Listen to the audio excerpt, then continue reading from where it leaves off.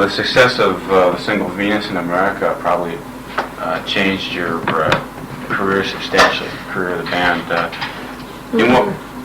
Was it a turning point, or was it not that great a factor in the overall? I think the main turning point really for recording Venus was the change of producer, because things had been getting a bit stale with our old producers.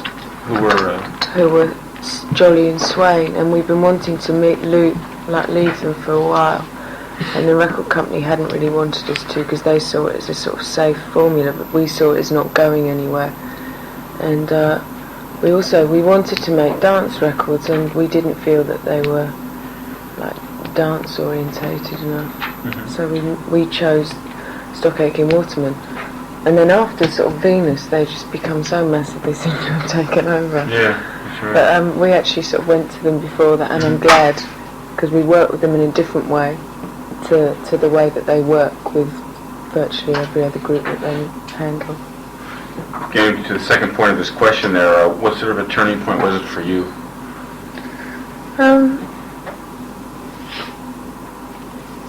Well, it was the worldwide success of it. I mean, we'd had like a top 10 hit in America before. I mean, our trouble was always following things up. But we hadn't had a worldwide hit on the scale of Venus. And it really seemed to make a difference, everywhere. I mean, it was like number one in quite a few other countries as well. The only problem was we didn't actually follow it up again with the hit off the last album. But we'd only just gone to the new producers, and so with this album we sort of basically set out to develop that style further, really, and make a complete pop dance album in a sort of, basically I think in a sort of modern version of the classic girl group tradition. Sort of just classic pop love songs. Mm-hmm. And so it did sort of change our direction. Seems like in the video for Venus, you were taking a different approach, in that you were more choreographed than you had been before. Maybe you were showing a little more flesh than before. Is that a correct observation, first of all? Venus, to me, was the turning point video-wise for us, where we found our first actual video director who understood our sense of humour and what we wanted to get across, and actually didn't just pretend to understand, he actually did understand. And we did a few videos with him, and then we luckily found another one who also understood. And I think since Venus, all our videos have, I mean, they've all been different, but they've had that same humour, and it's quite camp, really, I suppose. We are quite camp. And it's sort of where we took control of the video side as well as everything else. And I think it really worked for us visually. We were a very visual group, and it was like, Venus was another sort of where we got a dance routine together and all sorts. And I mean, we really have sort of continued from strength to strength from that point.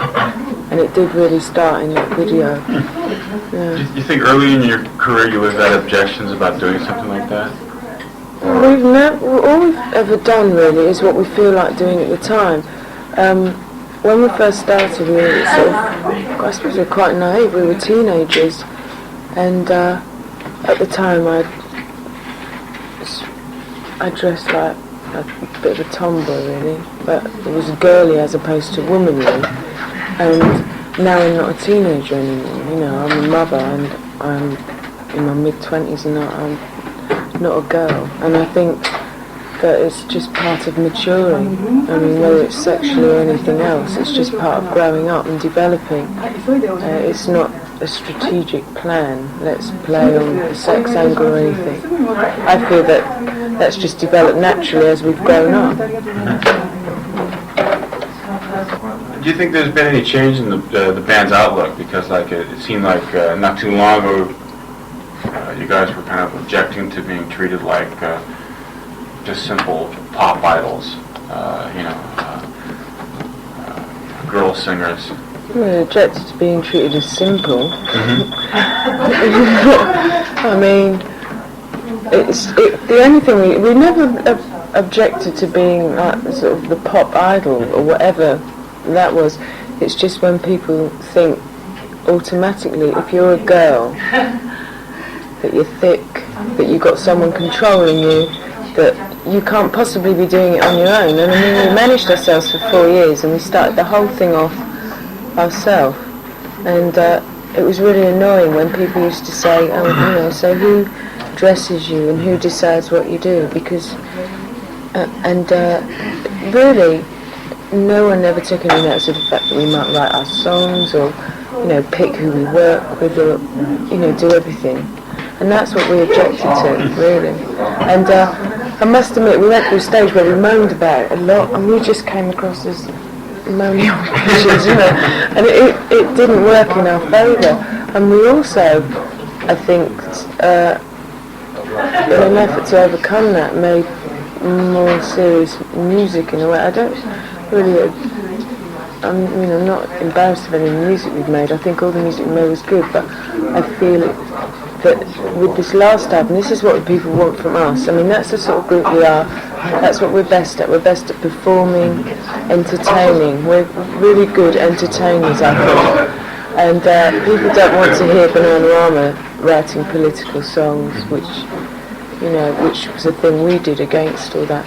And the funny thing is, I think, having ignored that for the past year and thought, well, we're going to do what we want anyway, we're not taking any notice of what the press said, we seem to have got more respect from it.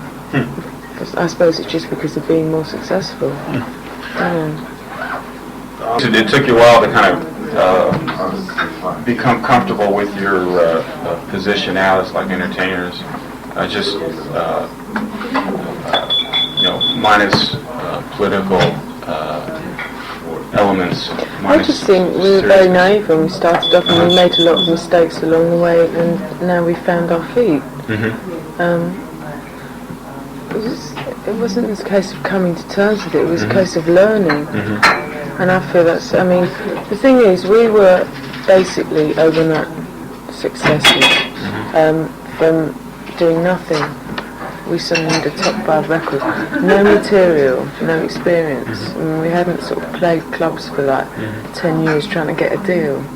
And I mean, we basically spent the last, I'd say, 5 years learning our act.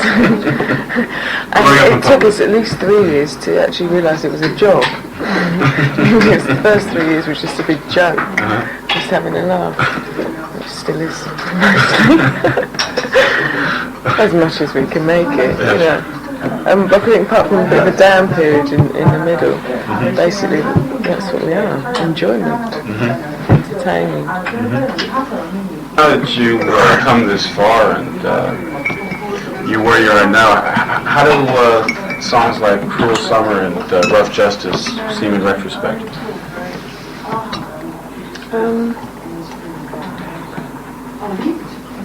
I think the first album sounds really nice. The songs are like nursery rhymes to me. But I think when it comes to Rough Justice, I've always really liked that song, and it means a lot to us, that song. It was a specifically quite rough period of our lives for us, because quite a few songs on that album were basically based on the fact that a friend of ours had been shot dead in Northern Ireland, and that affected us. I like that song, I think it's good, and I think Cruel Summer is quite a classic, although it does make me laugh the way, when we do it like on stage, it's like you've got to march to it, you can't dance to it. It's a bit ploddy, but I think it was a really good song. I'm not embarrassed of it in any way, I think it's a good song. When you were kind of trying to prove yourselves, prove your credibility, with songs like Cruel Summer and Rough Justice, maybe a lot of people actually, put that at surface value and thought, well, this is the real Bananarama coming out. And then, it was. It was at the time. That was us at the time. And I mean, I don't think we've ever been anything but us.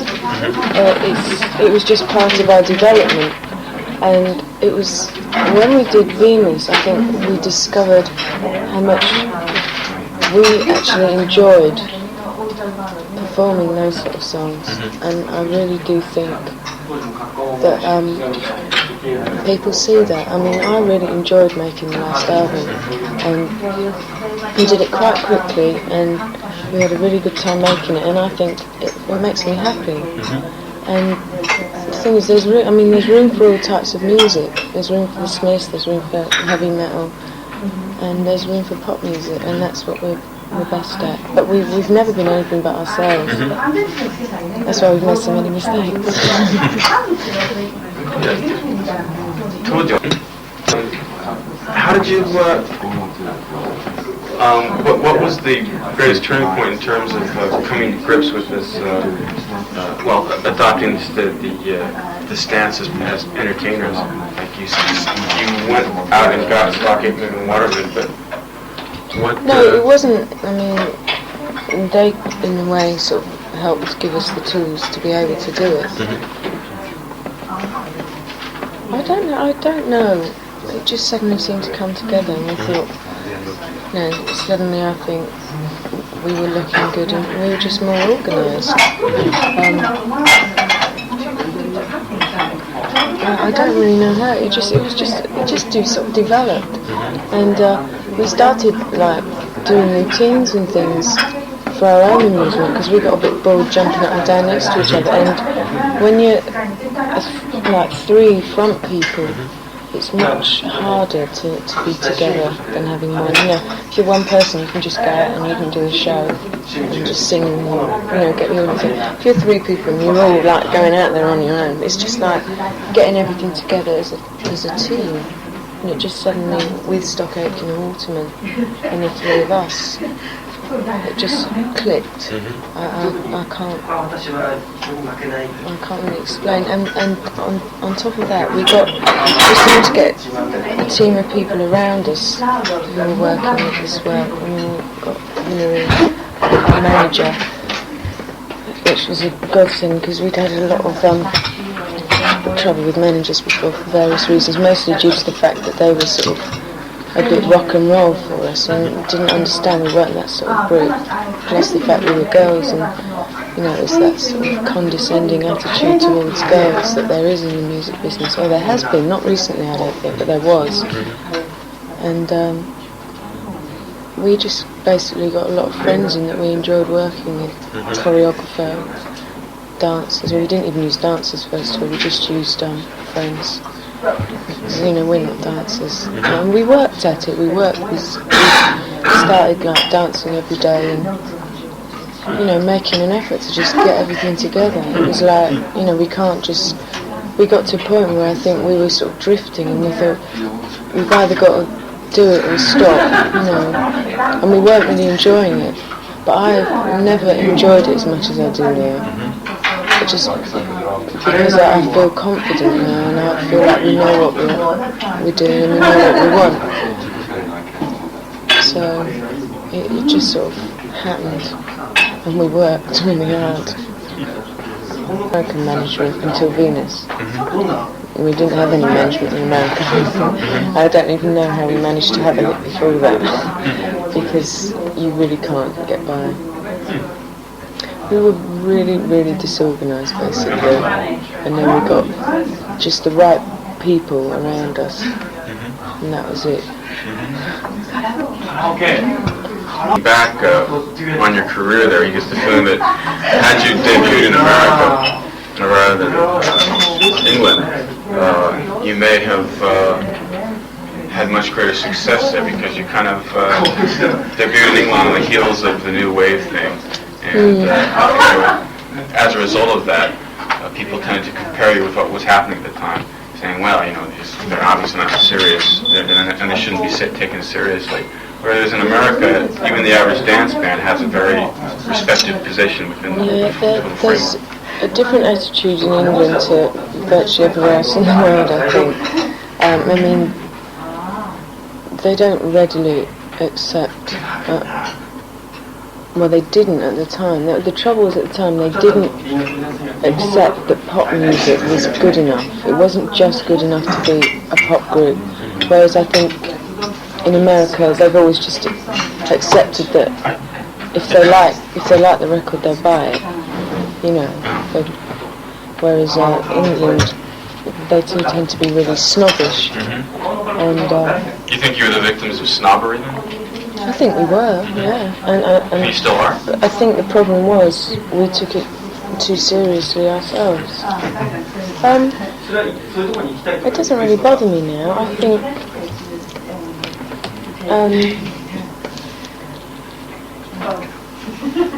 just because we've been going for so long, we've sort of turned the tables really.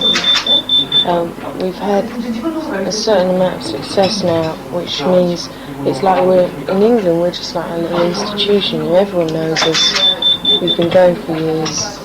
You know, we've always lived more from single to single than any other group I can think of. You know, if the single doesn't sell, the album doesn't sell. It's not like, because of not being a regular touring group, we never had one of those sort of huge followings where every time the album went out it was like, well, into the shops. You know, we've always had to work.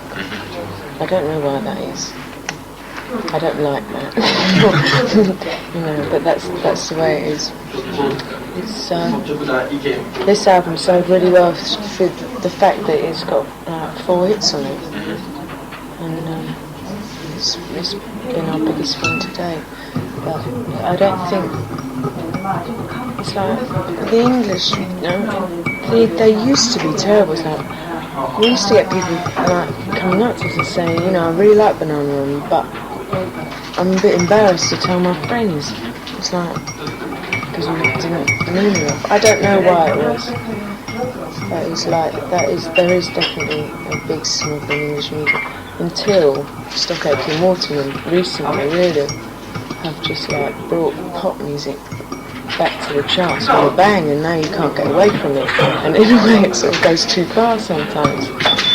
You know, but that, you know, that's what people want.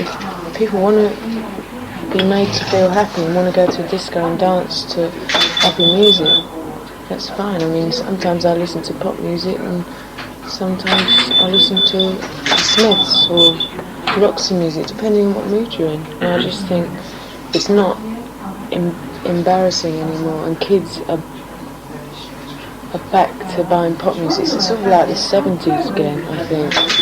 I mean, punk sort of took it away from that, and now it's like people just want to buy stuff they enjoy, and the snobbery's going in younger kids particularly, and teen mania is just like back in Britain. We're a bit old for that, but you know, all the new groups like Bros and Rock, where it's just like, I remember it being with the Basic Rollers and David Essex. It's like it's had a whole turnaround.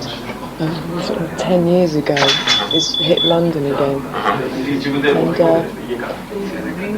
I don't know if it's good or bad. I mean, I think you can get too much of it. I sometimes get a bit sick of hearing Stockache and Waterman on the radio. You just can't get away from it. And we recorded 2 new tracks with them before we came away, and actually sat over them while they recorded the tracks so they didn't sound like everyone else, because we didn't just want to take one of their backing tracks, and yet we enjoy particularly working with Mike, because I think he writes great pop songs, and we write with Mike mainly. And which one is Mike? Mike Stock. Okay. Clarify that. And they played us a few things, and we said, well, you know, we've got those for everyone else, we don't want to do that. It's good we can work with them like that, because we've already got a basis, whereas with other groups, literally, I mean, if Kylie Minogue comes in, they say, right, here's your 10 tracks, Kylie, sing this. And, I mean, there's no way we can work like that. And I know they think we're the most awkward group they've ever worked with, because they've said that in the press. Why awkward? Well, just because we won't do what they say, basically, because we argue. But I think that's really healthy, and I know we're the only group they work with who they've got that with. And I think that keeps them on their toes. 最後の方はちょっと I guess that, you know, you were kind of victims of the sort of the snobbery of new wave and punk and whatnot, but the past you, I think, also said that you had been sort of influenced by it at the same time. We were punks, Mm-hmm. which sort of looks kind of strange when I look back and see what we looked like when we sort of started the group. But I mean, we were punks when it was punk, you know, and by the time 81 came, we'd sort of completely passed through the punk stage. Yeah, we were punks. I think it opened the doors for us to just get up and do it. I mean, it was like that whole attitude. I think when we started we had a really punkish attitude in that it didn't matter. In fact, it didn't really matter how good you are, it was the spirit of the whole thing.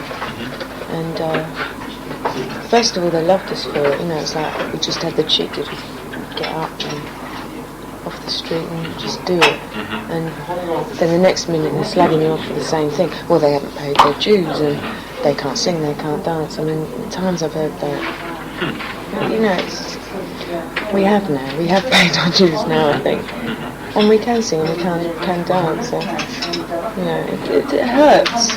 It still hurts now when you hear people say that. You asked a question, I think you just answered. Let me try to clarify here. Yeah, so well, do you think it was a complete waste of time for you? さっきのほらアメリカでデビューしたらよかったんじゃないかって話と関連して、つまりだからなんかね、政治的なんとかこうとかのイデオロギーな的な部分があるじゃないですか。Bearing in mind the path you've taken thus far, could it be that maybe the whole your involvement with the punk movement was a waste of time? No, I think we've still got a very rebellious attitude, and I don't think we'll ever lose it. I mean, I think we're still old punks at heart, quite honestly. You know, I think, you know, okay, it might sound like we're just making pop records or whatever, but it's the way we do things. We're very independent and quite tough, I suppose. And so I don't think we've lost that. I mean, we are more professional now. Not too professional, or I wouldn't have stayed out on that. Well, everybody has their shortcomings. We just can't stop it. 一番最初 First hit was a cover?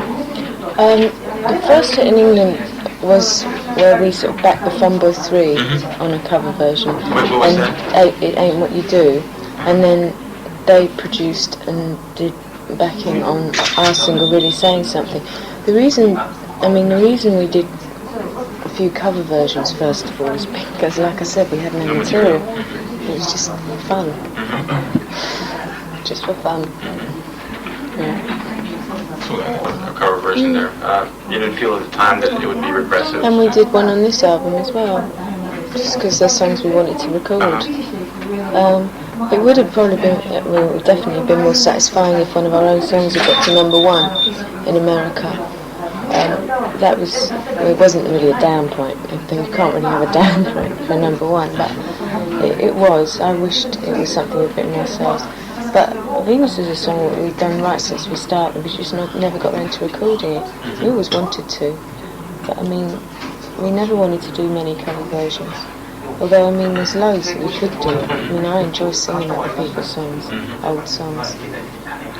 And I think it's fine to do the old cover version. I don't think there's anything wrong with it. I don't think you should just stick to your own material, you know, just for the sake of it.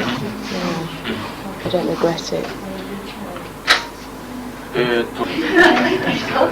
you ever find yourself uncomfortable at home in England because the attitudes there are so cynical? Not anymore, but yeah. Not anymore. I mean, we don't really suffer from it so much anymore. I mean, the only people who are cynical, I think, in England is the music press, who always have been and always will be. And I mean, they're not going to write particularly favourable pieces about us in things like the NME because it's just not their style. And yet, the pop magazines, they love us. So, that's the market we want to appeal to anyway. It's polarized.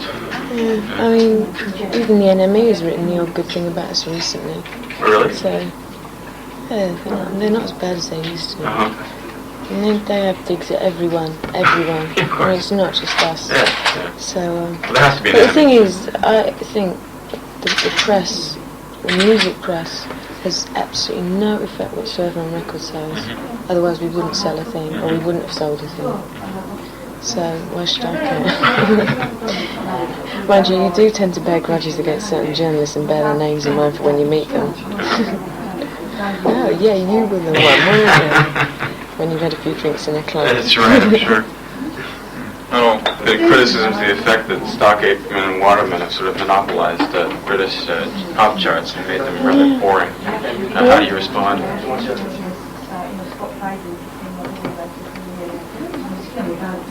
Well, I said earlier that sometimes it gets a bit much. Yeah. Well, good for them, really. I mean, they're nice people. I'm glad they've done it. Do you like stuff by Rick Astley and that whole... I tend to never like, not usually like sort of groups as a whole. I tend to like certain singers, and I had a dance to Rick Astley last night. He's not my favourite, but they're good pop songs, and that's what they're meant to be. I mean, I didn't particularly like sort of I Should Be So Lucky. I mean, I might like one of Rick Astley's singles and not the other. I can't really generalise. I like quite a lot of Stock Aitken Waterman's songs, but not all of them. I think they've done some, because I know sometimes how they work is like they just like reel them off, and they can do that because they're very talented and they know the formula to making like perfect pop songs. I think it's the ones that sound like when they start a new batch, they tend to sort of sound a bit different. And they do sort of change every now and then it might get a bit samey. And I know they're sort of changing at the moment. They realise that they've saturated the charts with stuff that's tending to start sounding the same, and so they're moving on. And then they get sick of that because everyone will be sick of that. But they make music for the moment, what people want at the moment. And obviously people don't really get sick of it because it's just there all the time. They haven't found a time.